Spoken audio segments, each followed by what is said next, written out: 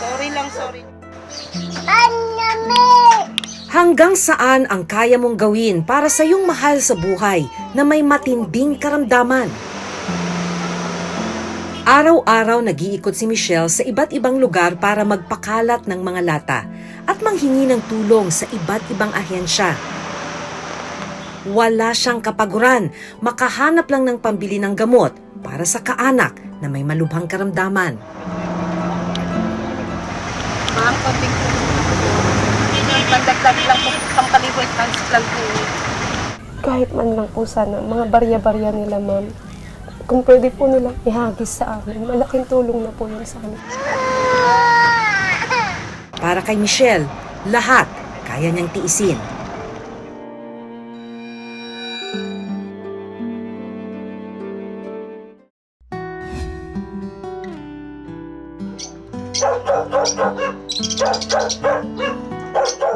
Sa kanilang inuupahang bahay, naghahanda ng agahan si Michelle Dapulano. Para ito sa bunsong anak nilang si Miel, 3 taong gulang.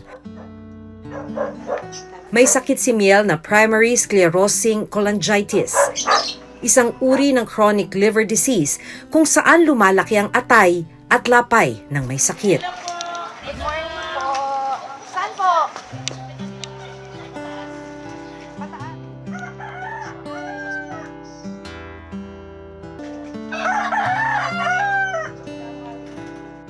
Siya po kasi, yung sasakit niya po, habang lumalaki, doon po lumalabas.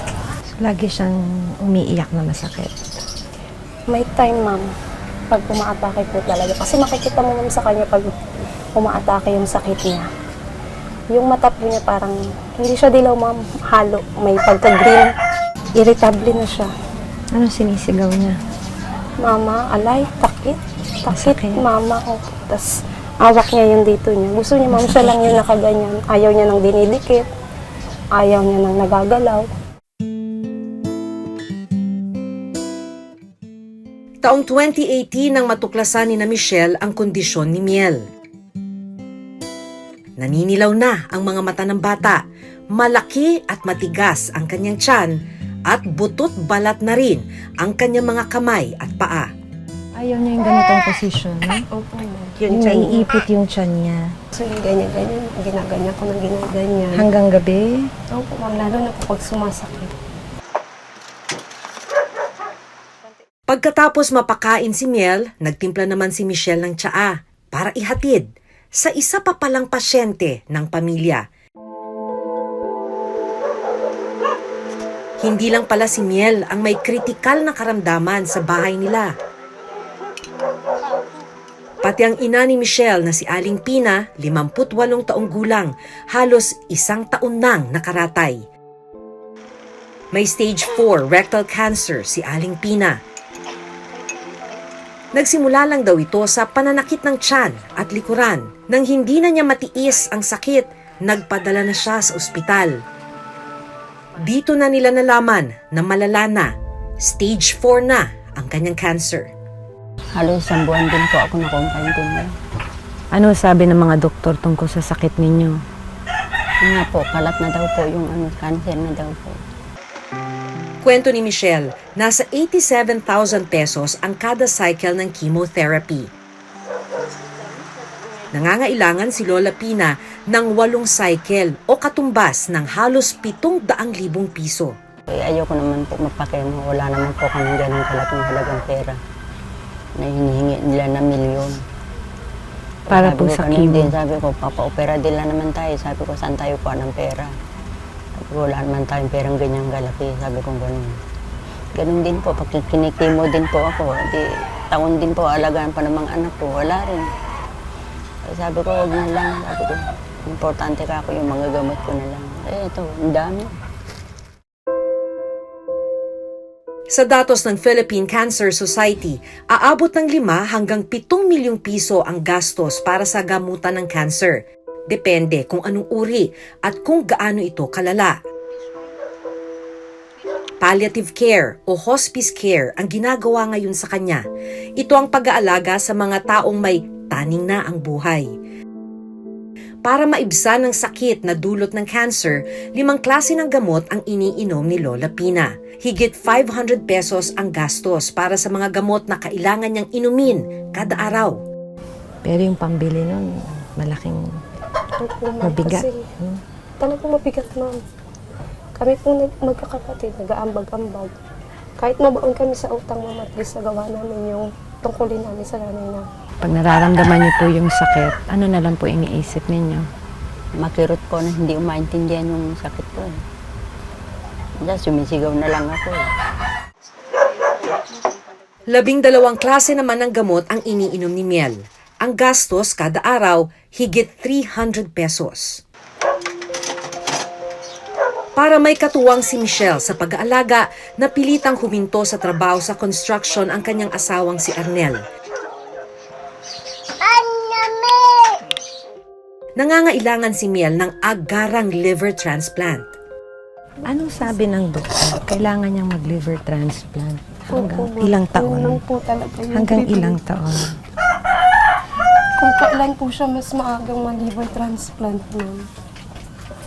Kasi po habang lumalaki po siya, yung atay niya, ma'am, lumalaki rin po ng lumalaki. Sa India po ang transplant niya, ma'am. Sabi nila sa India, Wala, meron po dito sa Pilipinas, 5 million po. Hindi po namin kaya yung ganun, ma'am. 5 million. Ang pinakamura po is India. Sa lahat po ng transplant. Ang India po kasi, ma'am, nasa 1.7. Para makalikom ng pera, nagpapaikot sina Michelle ng mga lata para sa donasyon. Kayo ito po, dadalhin ko lang sa barangay. Yung isa. Tapos yung isa po, ay itong dalawa po sa beauty salon po. Papahingi po sila kahapon kasi nagkaroon po sila ng haircut for a cause para yung kalahati po ng kikitain nila mapupunta po kay Miel. Binibili po namin siya sa One Luna sa Divisoria. Tapos kami na lang po yung naglalagay ng sticker. Yung sticker po na yan, may nag-sponsor po niyan kay Miel. Kasi ang isang piraso po nitong sticker na to is papatak po ng 5 pesos pataas. Ang nakakalap na pera hinahati ni na Michelle sa pag-iipon at pagbili ng gamot ni na Miel at Lola Pina. Hindi ko naman po kasi pwedeng i-focus sa sabihin na yung dumarating na tulong para kay Miel lang. Kasi alam nga naman kung pabayaan ko po yung nanay ko.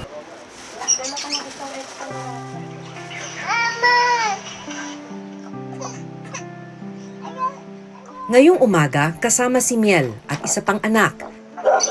Kahit masama ang panahon, maglalakad ng papel si Michelle para makahingi ng tulong pinansyal sa iba't ibang mga opisina.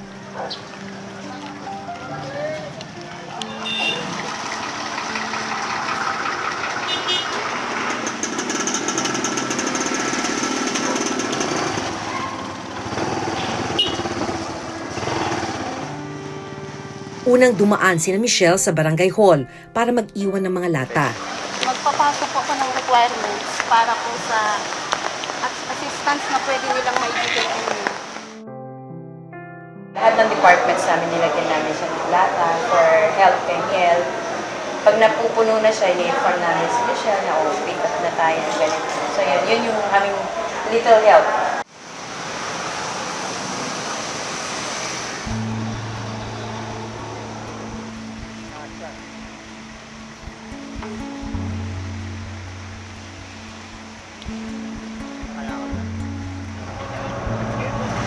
Ma'am, konting pandagdag lang po pang liver transplant po.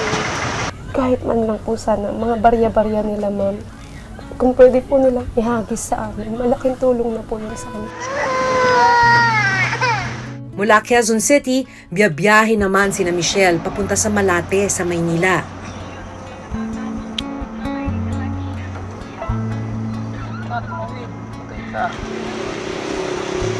Isang non-government organization o NGO ang tumutulong sa kanilang maglakad ng mga papeles para sa paghingi nila ng financial assistance sa iba't ibang grupo at ahensya ng gobyerno. Makalipas ang halos 2 oras, Ang sabi sa amin kanina, on process naman na yung requirements ni Miel sa PAGCOR, pero hindi po namin alam kung kailan pa i-release. Pero on processing na po siya. Tsaka hindi po namin alam kung magkano yung maibibigay nilang tulong para kay Miel. Ano yung kailangan pagdaanan para humingi ng tulong sa gobyerno? Tulad po nung pumila ako, ma'am, sa Congress. Naranasan ko po yan. Alas 8 ng umaga, andun na ako nakapila. Nakauwi po ako alauna ng madaling araw. Halos mahilo-hilo na ako sa gutom kasi ang expected ko po, pila, sandali lang po. Kumbaga marami pong mag-a-assist sa'yo kasi gobyerno eh. Maraming tutulong kung paano magproseso ng ganito, ng ganyan. Hindi ko po alam po sa dami ng nanghihingi ng tulong o kung anong bagay na bakit kailangan umabot ako ng ganong oras doon. Dito sa isang bangketa sa Maynila, nakatira at dito na rin nagtitinda si Aling Yolanda.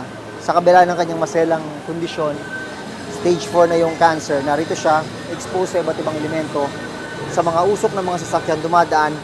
Anong ginagawa mo pag sobrang sakit na? Gumagano na lang po. Sinasabunutan niyo na lang yung sarili niyo. Opo, sir.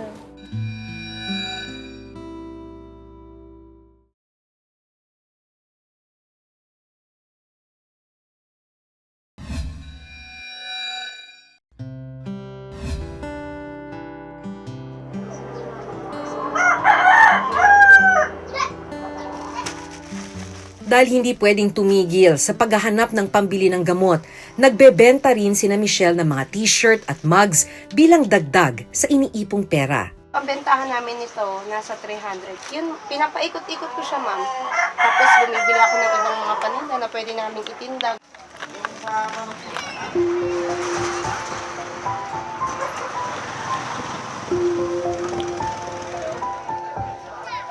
Kailangan pa nilang makaipon ng 2.2 million pesos para sa liver transplant ni Miel. Wala pa rito ang gamutan ni Lola Pina.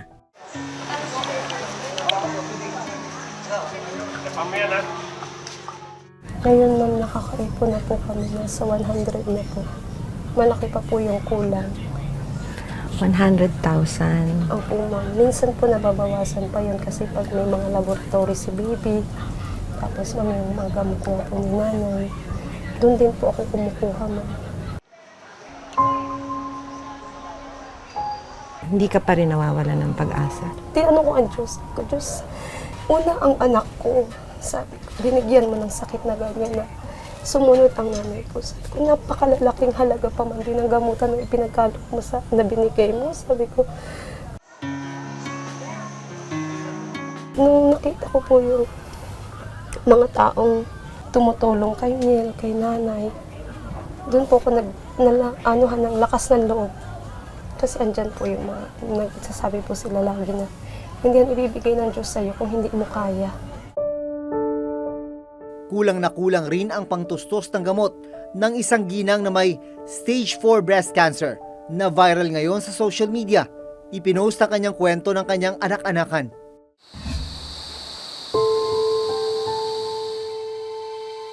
Natunto namin sa Loton sa Maynila ang kinaroroonan ng ginang na nakilala namin si Aling Yolanda Costin, 50 taong gulang.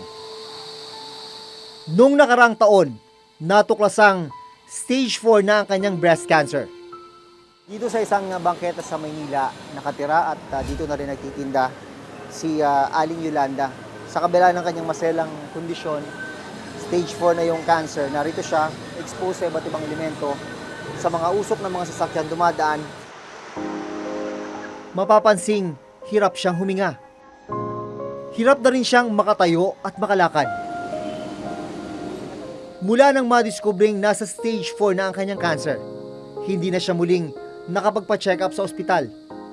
Hindi rin siya nakabili at nakainom ng mga gamot. Ba't hindi po kayo nagpa-check up? Nawala na po ako ng pag-asa sa sarili ko. Magpapacheck up ako, wala rin po akong kasama. Pangalawa, wala po akong gastos. Kapag may iniindang masakit sa katawan, paracetamol ang iniinom ni Aling Yolanda. Wala naman daw kasi siyang pambili ng mas malakas na painkiller para sa cancer niya. Anong ginagawa mo pag sobrang sakit na? Gumagano na lang po. Gusto ko na po. Sinasabunutan niyo na lang yung sarili niyo. Opo, sir.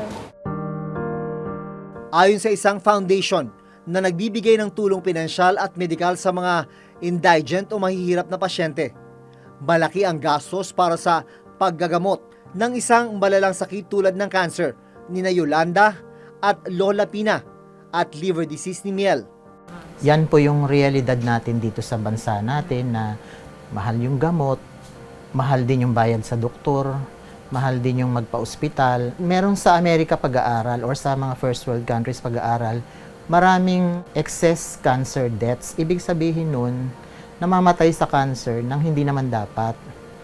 Mas lalo na po sa Pilipinas na kapag mahirap ka, papabayaan mo na lang kasi yung sakit mo, wala kang pantustos. Mamamatay ka na, imbes na pwede ka naman gamutin. Bakit nga ba mahal ang cost of treatment sa Pilipinas? Oo, mahal, lalo na ang cancer. Ang mga cancer, sa diagnosis pa lang, marami na tayong mga bagong teknolohiya na ginagamit para matugunan natin at malaman natin kung ano talaga ang meron siya type of cancer. Ang mga terminal illnesses usually, kapag ka nagkakomplikasyon na, they stay in the hospital for long. So pag nasa ospital ka, marami mga kailangang serbisyo, natural lang na nagkakaroon tayo ng mga gastusin na medyo malaki dahil dito. Samantala, para sa grupong Philippine Cancer Society, maliban sa mataas na halaga ng mga gamot tulad ng painkiller para sa cancer, problema rin ang kakulangan ng ospital, mga espesyalistang doktor, at mga pasilidad sa bansa. Kailangan pa natin magdagdag ng mga doktor, mga nurses, and other paramedical staff para doon sa cancer care.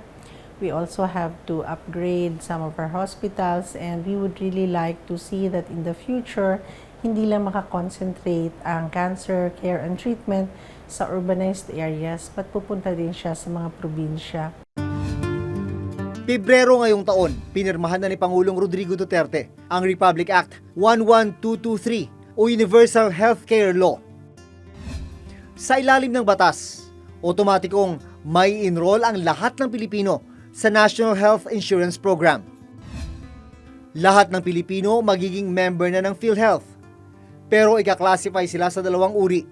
Una, ang mga direct contributor o yung nagbabayad ng PhilHealth Premium, employed, self-earning, professional practitioners, at migrant workers.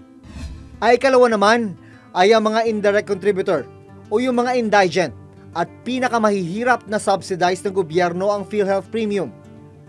Nakasaad sa batas na lahat ng Pilipino ay magkakaroon ng full spectrum of healthcare, kasama ang preventive, promotive, curative, rehabilitative, at palliative care gaya ng kaso ni na Aling Pina at Aling Yolanda.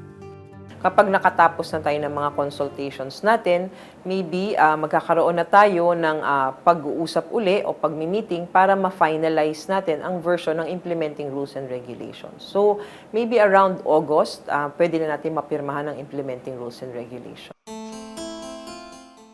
Itinanong namin sa DOH kung makakasama sa coverage ng Universal Healthcare Act ang sakit na iniinda ni Miel na isang chronic liver disease. Merong mga serbisyo na magiging libre at meron naman mga serbisyo na meron lang kakaunting copay ang mga tao.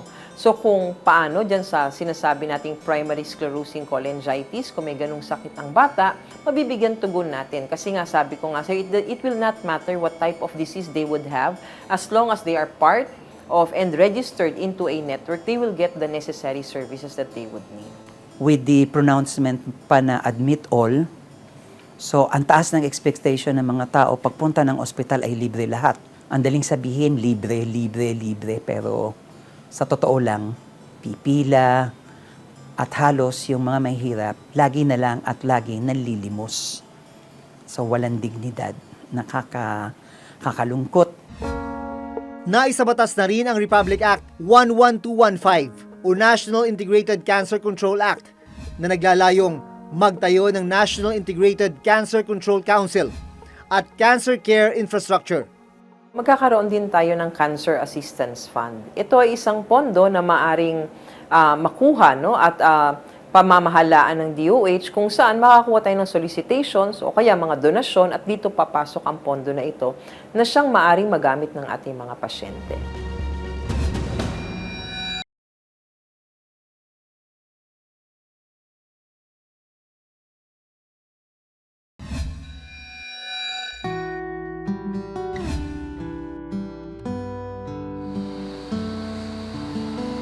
Sa ngayon, habang hindi pa nakakaabot sa pamilya ni na Aling Yolanda, Miel at Aling Pina ang tulong medikal na ipinangako ng batas, patuloy silang magsisikap na maabot ang mailap at pangarap na ginhawa at lunas.